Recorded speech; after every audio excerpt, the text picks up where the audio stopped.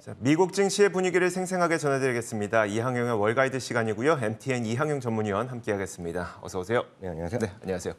어제 말씀해 주셨던 것처럼 통계적으로 네. 금요일에 좀 크게 하락하면 월요일에도 좀 하락세 이어지더라 이런 거 말씀해 주셨었는데 실제로 좀 월요일장이 약간 부진했어요. 어떻게 보셨어요? 네, 맞습니다. 다만 이제 장중에 보면 S&P 500과 다우지수는 계속해서 플러스 회복을 시도를 많이 했거든요. 네. 그렇지만 오늘 결국 뒷심이 좀 부족했다라고 좀 보고 있고요. 그게 그렇게 된 가장 큰 직접적 요인은 무섭게 올라가는 미국 달러 그리고 또 하나는 금리가 더 가파르게 올라가고 이런 것들이 결국 시장은 좀 반등을 좀 못하게 하는 결국 보면 끌어내리는 그런 요인이었습니다. 물론 나스닥은 오늘도 뭐 장중 내내 좀 약했다라고 보셔야 되겠습니다. 결국 나스닥은 1% 그리고 S&P 500과 다우지수는 0.6% 정도 하락한 채 마감됐고요. 섹터별로 보면 오늘 또 기름값도 올라서 그런지요. 에너지라든가 유틸리티 상대적으로 뭔가 좀 시장에서 좀 안전판 역할을 한다고 느낌이 드는 그런 것들이 좀 올랐고요. 기술주 그리고 흔히 얘기해서 커뮤니케이션 서비스, 임의 소비재 등 성장성 있는 것들을 많이 속해 있는 그런 섹터들을 포함해서 8개 섹터, 오늘 9개 섹터가 좀 하락하는 모습이었습니다. 말씀드렸던 대로 가장 크게 지금 시장은 전 세계에서 우려되는 것은 역시 미국 달러의 초강세죠. 오늘 2002년 9월 이후 최고치까지 갔다가요. 결국 약보합 정도, 보합 정도에서 지금 거래되고 있지만 뭐 사상 최고 2002년 이후 20년 만에 최고치라고 보더라도 틀린 말은 아닌가 싶습니다. 금리의 상승세도 이어지고 있으면서 6월 말 이후 처음으로 3.1%대를 오늘 돌파하는 모습 보여주었고요. 지난 금요일 날도 2년물짜리가 아주 급속하게 올라가는 모습이었는데 오늘도 마찬가지입니다. 2년물짜리가 오늘 계속 올라가는 모습 보이면서 결국은 10년물과 2년물의 금리차 역산이 오히려 좀 벌어지는 그런 정도의 모습을 보여주고 있습니다. 유가 보겠습니다. 유가가 오늘 물론 공급망 이슈 여러 가지 있겠지만 어찌되었건 간에 유가는 4%가 급등하면서 97달러를 회복했고요. 천연가스도 반등세를 지속하는 그런 안타까운 모습이었습니다. 알겠습니다. 이렇게 금리가 좀 가파르게 오르다 보니까 결국 기술주들에게는 부담이 될 수밖에 없었을 것 같아요. 네, 맞습니다. 한국 주식은 미국 주식, 특히 미국 주식은 워낙 성장주와 가치주가 뚜렷하게 구분이 되는 나라인데요. 금년 2, 3, 4, 5월까지 해서 그런 소위 금리가 올라가고 인플레이션 우려, 거기에다가 적극적인 어떤 공격적인 통화 정책에 대한 우려감 이런 것, 거기다가 양적 긴축까지 뭐 시기가 정해지면서 결국 성장주가 많이 떨어졌던 기억이 있을 것 같습니다. 그래서 그런 부분이 좀 재현되고 있다라고 보셔야 되겠고요. 섹터별로 보면 8월 달에 유일하게 올라간 것이 좀 에너지입니다. 6월 중순 이후 에너지는 아주 재미없었는데 그런 것들이 강하고 나머지가 좀 재미없는 그런 모습이래 뭐랄까요? 판박이가 좀 이어지고 있다라고 보셔야 되겠는데요. 그리고 구체적으로 한 그림 두 가지만 보여드리겠는데요. 거의 비슷한 거지만 10년물 금리와 소프트웨어의 주가 추이인데요. 위에 좀 파란색, 위에 좀 나오는 것이 10년물 금리가 되겠고요. 아래쪽은 테크 주식 중에서도 소프트웨어 주식입니다. 소프트웨어라는 것은 상당히 밸류에이션이 높게 받는 거거든요. 소프트웨어 중에 대표적인 것이 여러분들 아실 만한 것이 세일즈포스닷컴, 서비스나우 이런 것들 그리고 약간 분류는 다르지만 우리가 흔히 얘기해서 메타 플랫폼 이런 것들이 바로 그런 거라고 보시면 되겠는데요. 여하튼 이런 것들이 전형적으로 반대되는 모습이 되겠고요. 거의 비슷하지만 하나 더 여러분들 더 익숙한 거 보여드리겠습니다. 나스닥 중에서 나스닥 100입니다.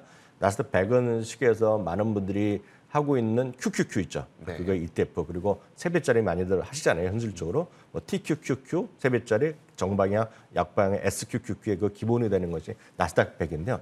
이건 더욱더 극명하죠. 완전히 반대되는 방향을 보고 있지 않습니까? 10년물 그러니까 위에가 역시 금리인데요. 금리가 올라갈 때 아래쪽이 떨어지고요. 내려갈 때 올라가고 이런 전형적인 모습을 이번에도 보여주고 있고 아마 금년 2, 3, 4월에 미국 주식시장 경험하신 분은 그렇게 당황스럽지 않을 것 같고 이해를 하실 것 같습니다. 알겠습니다. 자, 이렇게 금리가 계속 올라가다 보니까 기술주들에게는 당연히 부담이 될 수밖에 없는데 그러다 보니까 대표적인 기술주들 사실 요즘 이 대표적인 기술주들은 워낙 돈이 많아서 뭐 그렇게 우리가 그냥 성장주로 보기는 어려움에도 불구하고 결국 주가는 또 밀렸네요. 맞습니다. 그게 금년 2월, 3월, 4월, 5월 똑같은 모습입니다. 아무리 애플이 돈이 많고 예를 들어서 마이크로소프트가 아무리 돈이 많더라도 금리가 올라가고 또 하나의 요인은 결국은 미국의 달러의 힘이거든요. 특히 아시다시피 IT 업종은 11개 섹터 중에서 해외 매출 비중이 가장 높은 겁니다. 그래서 65% 정도 되거든요. 그래서 가장 그 중에서도 마이크로소프트 같은 거 훨씬 해외 비중이 상대적으로 높은 것들이거든요. 그런 것들은 아무리 돈이 많고 물론 그게 큰 영향이 없다 손 치더라도 결국 미국 달러가 이렇게 올라가고 그리고 금리가 이렇게 올라가면 뭔가 좀 분위기상에서 약간 약해질 수밖에 없다. 그런 흐름이라고 보셔야 되겠습니다. 하나씩 보겠습니다. 애플이 1.3% 떨어졌습니다. 아시다시피 7일 날 다음 주에 신제품 발표가 기대되고 있습니다. 마이크로소프트는 1%가 떨어졌습니다. 마찬가지 요인이 되겠고요. 알파벳도 0.8%가 내려가고 있습니다. 참고로 요즘 미국에서는 역시 알파벳과 결국은 알파벳의 시장의 어떤 성장성 여전히 있지만 그런 광고 시장에서의 틱톡의 얘기가 네네. 하루가 멀다 하고 많이 나오고 있거든요. 그래서 그 부분은 제가 나중에 또 시간이 되면 한 번 더 틱톡에 대해서 다시 한번 말씀드리겠고요. 테슬라도 1.1% 떨어졌습니다. 그리고 엔비디아가 지난주 실적 발표 이후 계속 좀 하루 반등했지만 결국은 지난 금요일도 8, 9%도 떨어졌고요. 오늘도 한 3% 가까이 떨어지는 안타까운 모습입니다. 앞서 잠시 소프트웨어 대표 주자로 얘기했던 세일즈포스도 지난 엔비디아 같은 날 실적 발표했죠. 그때 얘기했던 거가 똑같은 거 아닙니까? 결국 가이던스 자체를 내렸거든요. 같은 얘기입니다. 세일즈포스 3%가 빠졌고요.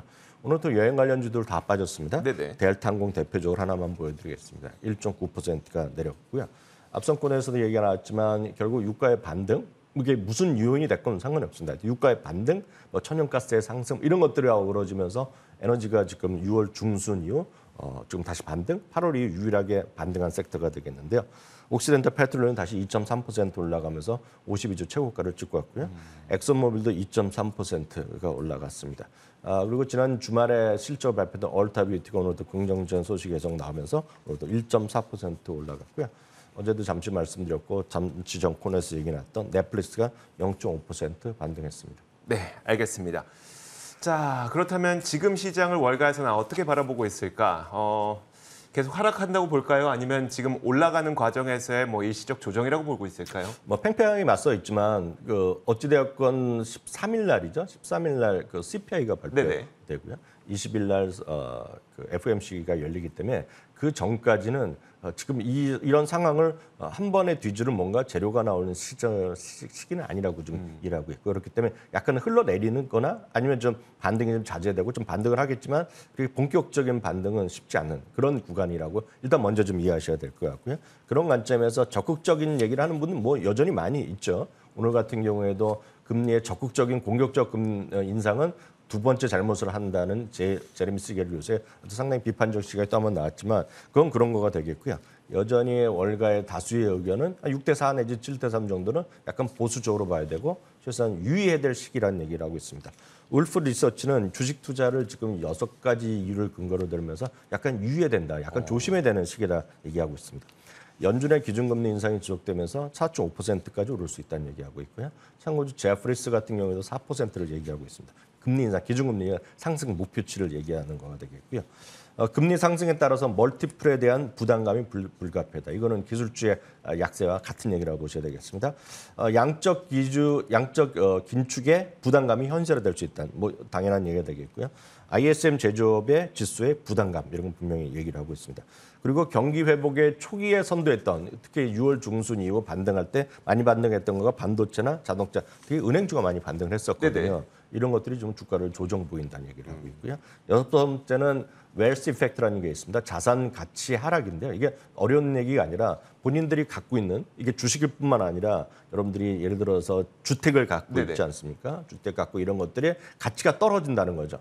이건 마찬가지입니다. 미국도 지금 집값 슬로우하고 우리나라 최근 들어 주택 가격이 많이 하락하니까 지금 주택 가격이 올라가면 올라갈 거에 대비해서 부의 가치가 올라가기 때문에 소비를 할 수 있다는 거죠. 그런데 지금 현실적으로 주택 가격이 떨어진다고 생각하니까 어떤 대출뿐만 아니라 내 자산이 줄어드나 소비의 위축이 있다는 거거든요. 그래서 자산 가치의 어떤 상승 내지 아니면 그 하락을 그런 표현을 하는데요.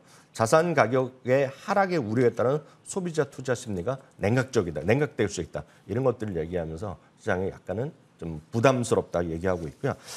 모건 스탠리 마이클리스도 비슷한 얘기입니다.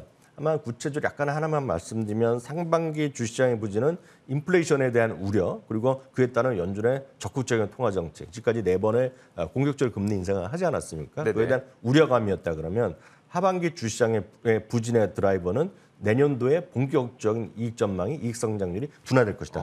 이것을 추적하고 있다는 것도 참고하시면 되겠습니다. 알겠습니다. 결국 이제 파월 의장도 너무 과도한 소비가 지금 계속 인플레이션을 부추기고 있으니까 이걸 억누르기 위해서 금리를 계속 올리고 있는 거 아니겠습니까? 그것은 결국 소비를 좀 위축시킬 거고요. 소비를 위축하면 그걸 갖고 돈을 버는 기업들은 이익이 당연히 좀 줄어들 수밖에 없고 이런 것들이 지금 앞으로 지금 주식시장에서 일어나고 있는 현상입니다. 자, 이렇게 지난밤 사이 미국 시장에서 어떤 일들이 있었는지 정리해봤습니다. 이항영의 월가이드 시간이었고요. MTN 이항영 전문위원과 함께 이야기 나눠봤습니다. 고맙습니다. 자, 굿모닝 글로벌 저희가 준비한 소식은 여기까지입니다. 이어지는 출발 성공 투자 통해서 국내 시장에 대한 대응 전략 잘 세우시길 바라겠고요. 자, 굿모닝 글로벌의 공식 유튜브 채널 월가워즈도 많은 사랑 부탁드리겠습니다. 함께해 주신 여러분 고맙습니다.